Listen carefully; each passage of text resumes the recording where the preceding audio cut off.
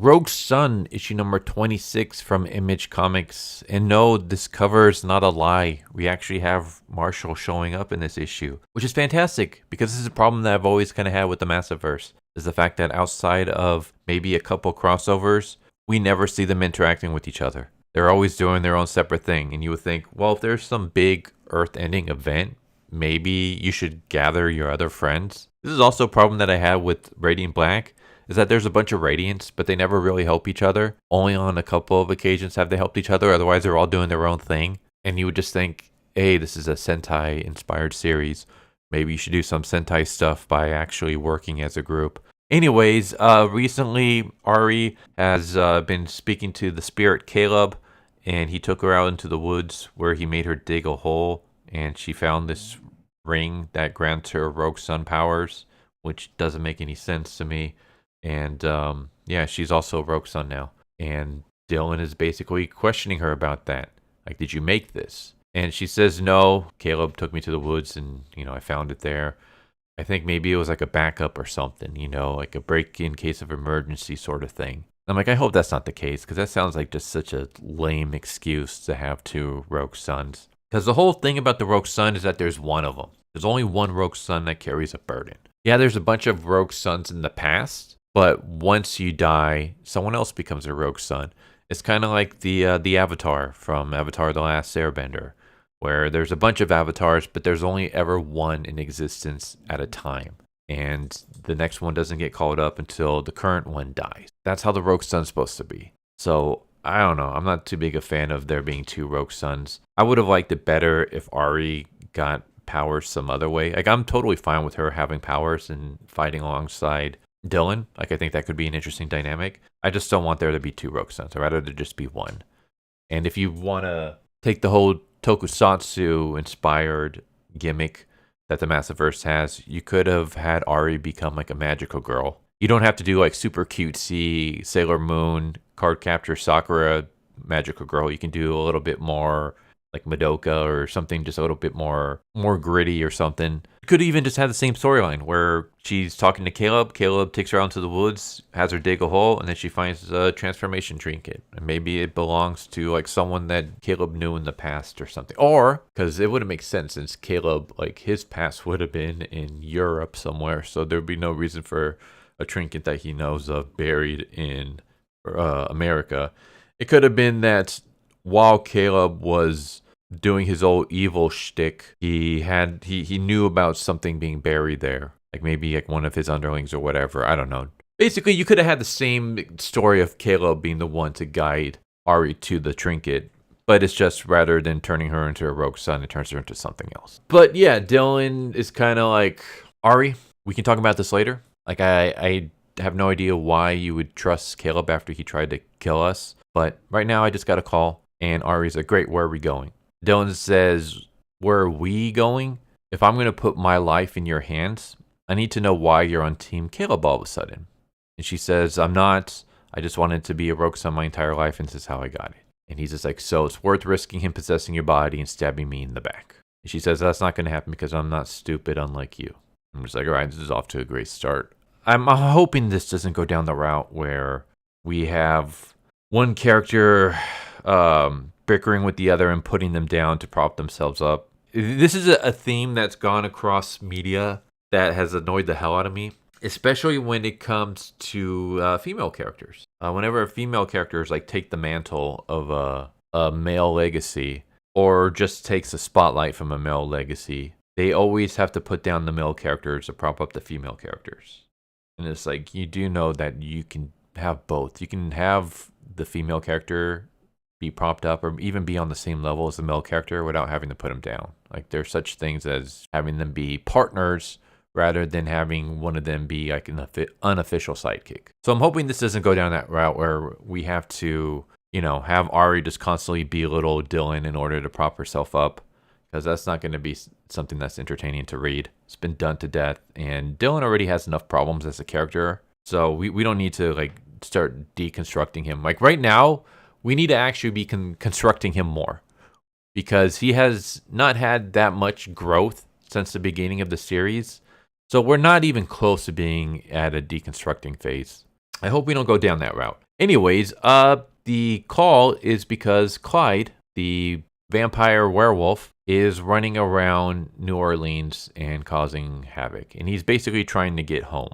But along the way, he's causing trouble and he's attacking people. And so Dylan and Ari show up, and Clyde grabs a kid, throws him into traffic. And so Dylan's like, all right, I'm going to go after the kid. Ari, you go after the blood moon. And so Ari turns to the blood moon, only to get sucker punched in the face, and he takes off. And Dylan goes and he grabs the kid, but he's going to be hit by this bus. Or I think, no, actually, it's like a train. When all of a sudden it gets lifted up, and Marshall's there. And he's like, sup? What's going on, dude? And basically says that I'm here to go after the blood moon. He's been going around murdering people, and so I'm chasing him down. So let's, I guess, work together for now. And we just have them having conversations about how this is the first time that they've actually officially met. All the other times, it's been someone else. So, for example, the first time they met, it was actually Marcus as the rogue son. The second time they met, it was actually Caleb that was possessing Dylan. And then the third time they met, it was actually Dylan meeting the evil Marshall that went crazy and destroyed an entire planet. So they've never actually officially met each other. This is the first time. We just have humor of them joking about the fact that this is the first time they're meeting each other. We have one moment that's kind of weird where they say, like, are we going to need like garlic covered silver steaks or something? Like, how do we stop a vampire werewolf? And Dylan's like, yeah, maybe if we're going to unalive them, but that's not what we do. And no, I'm not censoring myself for YouTube. That's literally what the quote is. Unalive. And I'm like, no one uses that in real life. I feel like the writer maybe thinks that that's the way people talk nowadays. Maybe he's watched some YouTube and he's like, oh, so that's what kids refer to it now. Not realizing that, no, kids or YouTubers refer to it like that because of YouTube censorship policies. Yeah, it turns out that Clyde, the Blood Moon, has gone to this trailer park where he goes to meet his grandma, who is this like weird old witch, I guess. She blows some kind of fairy dust into Clyde, and I'm guessing he's supposed to be like amped up, like he becomes more powerful. Like he doesn't like transform any differently or anything like that. He still looks the same. He just kind of howls and starts attacking. And so we have them fighting each other. We have Radiant Black, Ari and Dylan fighting against the Blood Moon, and they're kind of having trouble. Ari decides that, you know what, while they're focused on Clyde, I'm going to go attack Grandma. So she sneaks up behind Grandma and punches her in the back of the head. And Radiant Black, with the help of Dylan, is able to defeat Clyde. Dylan says, cannonball me. And then there's this like weird moment where like Radiant's like, oh, okay. And he basically hits Blood Moon in the face with what looks like a mace ball, or I guess a flail would be a better term. And then we see Dylan, he's kind of like dazed. He's like, by cannonball me, I meant send the cannonball to me. So I'm like, did he turn Dylan into a flail to...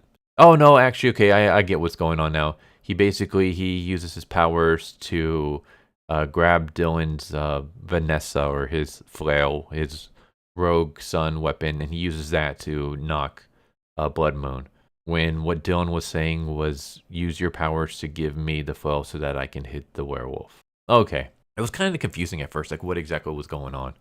But that was just me being stupid, probably. But yeah, they're able to defeat the Blood Moon. The ghost gives like a curse to them. Like she basically says some witches thing. It sounds like a curse. And then she disappears. And then Ari basically says that I defeated the guy. And it's just kind of like, no, you didn't. You didn't defeat anybody. Like you punched the witch in the back of the head while she wasn't looking, and then she put a curse and disappeared. Meanwhile, they are the ones that actually fought Clyde and beat him. So I don't know. I wasn't too big a fan of her like taking credit for that. But then we kind of have like this nice moment where Dylan and Marshall are kind of talking, and before Dylan's about to leave, Marshall says, "You went over there," as in you went to the other universe and you met the other me. And I wanted to talk to you about that. Like, I saw my mom this morning. We don't have a good relationship, and she thinks I'm him, the me you met, the bad guy. She loves me, but she wants Radiant Black dead. How do I get people to believe that I'm just trying to help? And then Dylan says, well, I think all you can do is just keep helping whether they like it or not. And eventually they'll come around. You can't give up on people even if they suck. I'm hoping this is like a learning moment for Dylan where he's like referring to his dad, where you can't give up on your dad. Like, Dylan can't give up on Marcus even though he thinks Marcus sucks. Because this has been another problem I've had with Rogue Sun is the whole Dylan, Marcus, will they be able to work together? And it's like they constantly bicker and argue with each other. Then they get put in a situation where they have to work together. Then they work together and then they decide, you know what? We have our issues with each other, but we have the same common goal. So let's work together. Let's like actually try. And then the very next issue, they're back to fighting each other again. And it's this never ending cycle where it's like, is it ever going to change? Like, is there ever going to be any growth with these characters where they actually decide, you know what, we're going to work together and we're actually going to just stick to working together and we're not going to go back to having them constantly falling out again. My biggest issue with the series is that it feels like there's no change with any characters. Like they all feel the same as they were in the first issue. Dylan doesn't really have any character growth. Anytime it seems like he's about to have character growth, he regresses back to his issue 1 phase. Ari, it seems like whenever she's about to like grow as a character or start getting along with Dylan, then she starts arguing with him and stuff. Marcus the same way. Like all these characters, it just seems like they don't improve. They don't regress. Well, I guess they improve and then they regress and then they improve and then they regress depending on the issue. And it's just very, very annoying. I get that regression and relapses and stuff like that happen in real life, but it's very, very boring and irritating to see over and over and over again in media.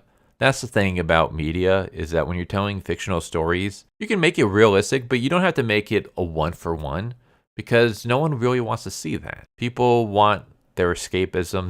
They want to see things. Like you can't base relationship advice. You can't base real life advice off of what you see on TV, comics. Like you can use stuff as inspiration, but things are never one for one because it's all fiction and it's all designed in a certain way to grab your attention, right? For example, let's use mental health. Since I have mental health issues, characters with mental health issues in TV, movies, stuff like that are never portrayed as realistic to the real life counterparts. Because it'd be kind of boring. Like Mr. Robot, for example. I was kind of fascinated because it's like, oh, he's supposed to have agoraphobia, which is what I have. But then the very first episode, he's going out to a party. And I'm like, that's not how that works. But if you were to keep it realistic where he has like debilitating agoraphobia, he wouldn't be leaving the house, which would be boring. So you have to kind of break the rules a bit, is what I'm trying to get at with this long ramble. While relapses and regression happens in real life, if you just have it over and over and over and over again in your media, it gets very irritating and boring. People don't want to see that. They want to see their characters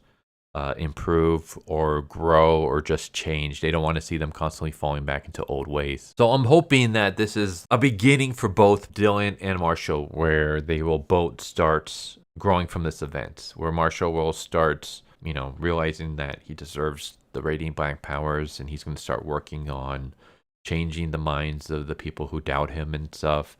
And where Dylan will start giving his dad a chance and Marcus will stop being such an a-hole and both characters can improve. That's what I'm hoping. I guess we'll see. Yeah, that's Rogue Sun issue number 26. All in all, I actually enjoyed this. I thought this was one of the better issues from the Rogue Sun series. I thought it was really good. I like the team up. I like Marshall showing up. I'm hoping that this isn't just one of those situations where, Marshall and Dylan show up and they have a conversation and then it goes nowhere. Like I'm hoping that they actually, this is like the start of them growing as characters. Like that this meetup actually has an impact on their character and their storylines rather than just a meetup for fan service. I guess we'll see. But yeah, I enjoyed this issue. I thought it was pretty good. And I liked it. So there you go. Rogue Sun 26 from Image Comics. Hope you enjoyed. Hope to see you next time. Take care. Later. Thank you for watching my video. I hope you enjoyed it. If you didn't, I still want to thank you for watching it this far. And I hope the next one is more to your liking. With that said, thank you once again. And I hope you guys and gals have a good one. Later.